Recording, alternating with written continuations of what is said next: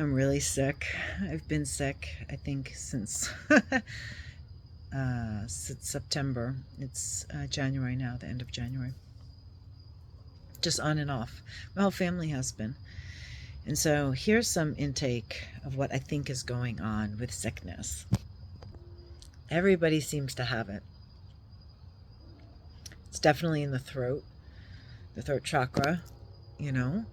And it's interesting because when I get sick, I never get throat stuff. I never get nasal stuff, not like this. And it's a lot of obviously phlegm, but it's exciting when it's phlegm because then it's actually getting up and out instead of just repeating. So around in August 2024, I kept on getting this thing about it was obviously before the elections, and I kept on getting this thing about 9/11, 9/11, 9/11, and I didn't understand it, and I was actually kind of scared by it, and it was something that I felt was kind of closely related to COVID, but not COVID. And I felt like it was very life changing, and it wasn't personal. It was a global situation. But it didn't feel like it had the COVID effects of how COVID, changed how we did life and how we understood life. And it wasn't that. It was bigger than that. It was more monumental than that. But COVID was more, to me, there was a lot more fear and tied to death. And I didn't feel like this 9/11 situation was about that necessarily. It was just about the death of our systems and how things are falling apart. So I was obviously nervous because 9/11 is a real thing, especially for my family, personally, in 2001. And for me, I just kept on thinking, like, well, what does that mean? So it was obviously on my radar. It was before September 11th.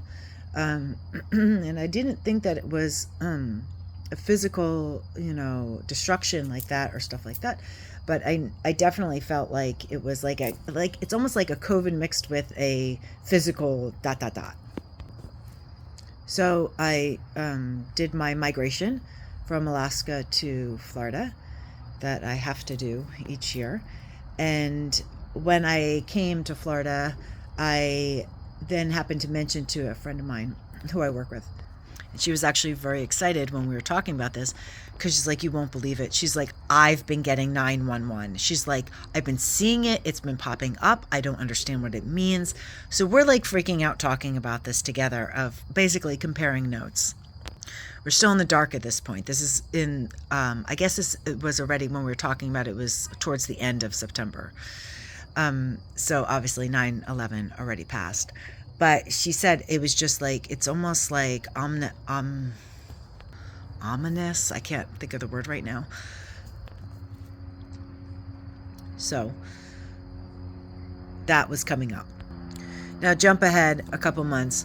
From that time, from September, I started getting sick, and it was usually my kids would get sick and then I would get sick. And I realized I lived, previous to having children, I lived a very sheltered life. I was, because I had a head injury and I was really always healing from that head injury. And I lived in the mountains of Colorado. So I lived very much away from everything. I wouldn't go into town every 2 weeks. Wasn't able to drive, a whole bunch of different stuff. So it was a very sheltered life. So therefore, being sheltered, I also did not have the immunity. I now have a childlike immunity. So by November, that's when I really started getting sick, and it was probably like every 2 weeks. It's been and then over Christmas break, I was so excited because my kids weren't obviously in school for like 3.5 weeks or something like that. And then I had another big, amazing thing happen with my heart, and I was in the hospital and everything else, but I wasn't sick, and that was like monumental and amazing. So I had all these like little pockets of breaks to try to understand this. And recently, I all of a sudden came into awareness of that maybe the energy exchange of what's happening isn't necessarily bad. So for most people, whatever this bug is, we'll just call it a germ or a bug, whatever, this virus. It's similar to kind of COVID, but it doesn't have it doesn't have the death factor as much on it. I do feel like it possibly is linked to the bird flu. I had a lot of psychic intels recently happen of where I heard about, I learned about it. I don't have TV, so I don't listen to the news purposely.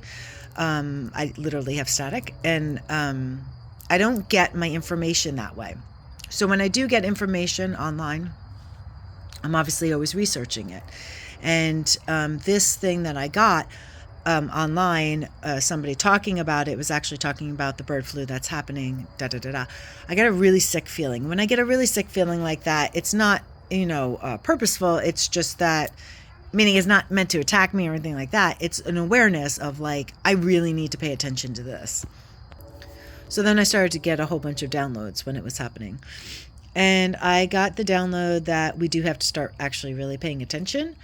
The bird flu actually didn't necessarily, it's not just coming from birds, it's coming from, they're thinking from, it's showing up in dolphins, it's showing up in other animals, it's showing up a lot in people who have no connection with birds, with poultry or anything like that. And the only common link is that they all eat chicken, or they all eat beef, or they all have dairy, or whatever, something like that. Of course, the vegans probably feel very safe in this moment, but it's not necessarily about that restriction. Yeah, there is a little kind of, I'm super not fear-based, so I don't believe in that kind of stuff. But there is a part that I do have to mention that I would do as a public service announcement, or a psychic service announcement, so a PSA, of saying, I do feel like there needs to be some type of awareness of not stocking up. Please do not go into hypermania of getting toilet paper and stuff like that. But also be kind to your body of what does your body need. So for me, I've learned that I actually am a carnivore. That's what my body does need. I do it very responsibly, but in that, so if they all of a sudden pull meat or stuff like that, I only could eat certain meats, but if they pull that, hey, that's really hard for my body not to have that. Where some people, that's great for their body. So just be aware of having other proteins in your household, other ways to get things, if they pull eggs, okay, well, bananas are a great substitute for eggs. You know what I'm saying? Not in a protein way, but in a way of let's say you're baking and you need an egg and you don't have an egg, you use one banana equals one egg and mush it up. And it actually acts phenomenal. I do feel though we do have to pay attention now to be able to start being aware of our intake, and not to hoard in any way, shape, or form, but to start being responsible for what works for us. So we don't, it's not hoarding in the sense of out of deprivation. It's out of, you go and you don't wait till if you take supplements, let's say, you're not going to wait till your last supplement and then be oh, I guess I need to go figure that out. You learn about plant medicine, you learn about how you could get it in food. That's the best way to get stuff, or whatever, so you have a more sustainability and responsibility for yourself, for what your body needs are. So I'd highly suggest that. So disclaimer, I don't feel like it's necessarily literally the bird flu that people are getting. It could be, I don't know, but I'm not jumping to that conclusion. What I am saying is that we're all sharing this collectively. Now, there's a couple things to this. One of the main ones is that it is happening to children, and I feel like children first, And children are the most obviously innocent. They're the most, immunely innocent, and they're learning it. The second thing is that, hold on. It's all in the throat chakra. So it's really like trying to figure out what our verbal understanding and how we communicate, not really in an external way, but in an internal way of how to understand ourselves better and speak clearer, So it's just like, so we'll feel really raspy. We'll feel really junked up. We'll feel really like a lot of people have been having their voice taken away. I know I have, which never happens, for me. And it's very much a super bug. So this bug that I keep on talking about, there is something semi-recently scientifically that they took molecules, or I don't know what exactly it was, but they took molecules from people and they put it in a petri dish. And then while that is sitting in a petri dish somewhere else, maybe 100 miles away, then they're showing people videos that cause trauma or stress or, or elation or stuff like that. The molecules of those people in that petri dish reacted the same way while those people were experiencing stress. So then the molecules were acting agitated and stressful. So it's just like, how is it that you could remove something from somebody and then still have that same, the reaction is still the same, So, and I'll try to find the source of that. I hope I can. But the point I'm trying to make is that my curiosity is, and my inquiry into all of this is, what if this isn't about us spreading germs, but us actually being able to transfer love? Okay, so hold on for a second with me. My feeling is that a lot of the people who are being affected are the people who, have done a lot of their spiritual work, have done a lot of the hard things, in life. And we always tend to, when someone is sick or something like that, one, avoid them, and two, respectfully, and two, in the sense of being like, oh, well, they need to clear that, or, oh, they're, we tend to fix them. We tend to want them to get better, instead of ever being like, wow, you have so much courage to be able to go through that. Wow, you are seriously strong that your immune system can welcome that and transmute that. Because what my feeling is that this information that's being downloaded inside of you, we are literally the shapeshifters of this energy. That's what I get. So what if we are the shapeshifters of this energy, and this energy is actually being asked to be processed, through us, and we take this energy, this germ molecule, okay, and we're able to offer it love, and we're able to offer it love to transmute it, because what happens is then we cough, we expel it out of us, whatever, and then it's transferred to somebody else. But instead of it being a negative, and I mean, I'm a germaphobe. I am not like somebody who's like, oh yeah, I'm okay. Like fevers are okay. I have to convince myself and understand that that's the truth, which I really do believe that. But it is very hard. Like my child coughing and gagging coughing in the middle of the night, it's scary as heck for me. So I am not somebody who is, 2 morning doves just went by. I am not somebody who's like comfortable in that, So me saying this is just very out of my comfort zone. But this is the information I'm getting. I'm getting that the germ molecule, the virus or whatever being transferred to us is asking for its own healing. And the healing of that is us being able to shapeshift it. And the way we shapeshift it is being able to apply love, to this consciousness essentially and build up the confidence, and consciousness in the way of now it's getting transferred to somebody else. And that our transference isn't necessarily a negative. It's actually kind of a blessing.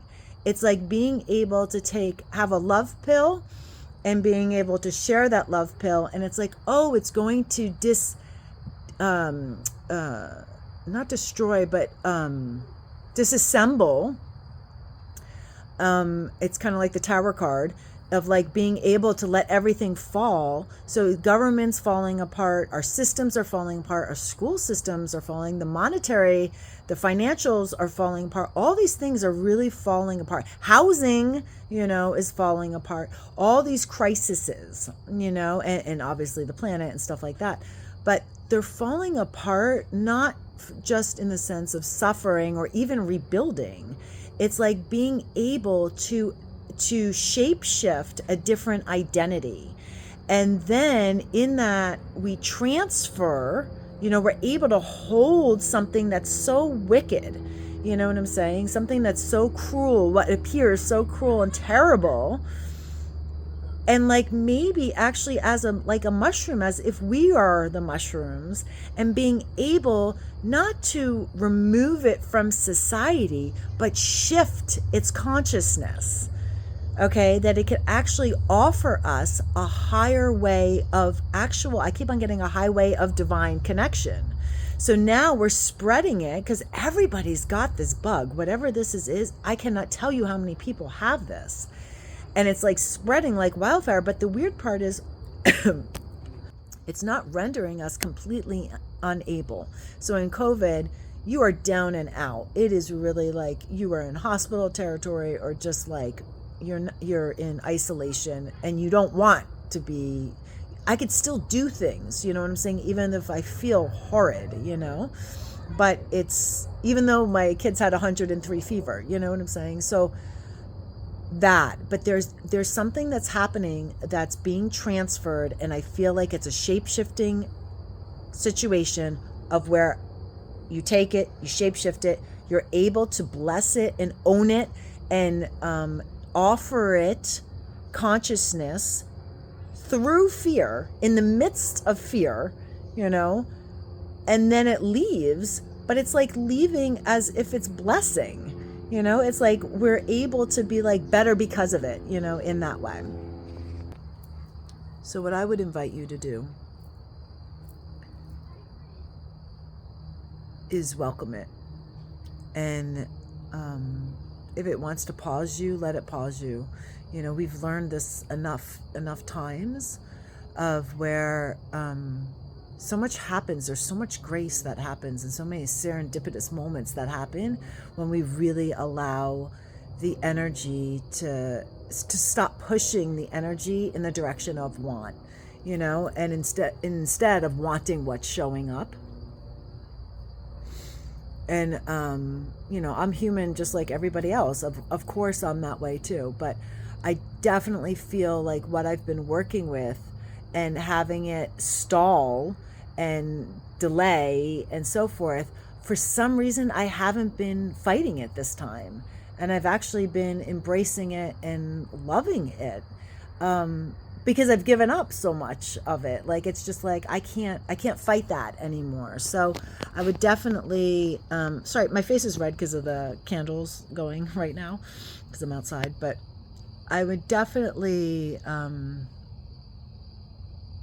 give yourself the opportunity to invite it in a loving manner, in a loving way, and a curious way, and see what shows up. Just as my husband just sneezed. And I was in the place of like apologizing. My videos always end up being so long, but I don't know how to shorten them. So decided I'm just going to accept myself as a long talker. Be well.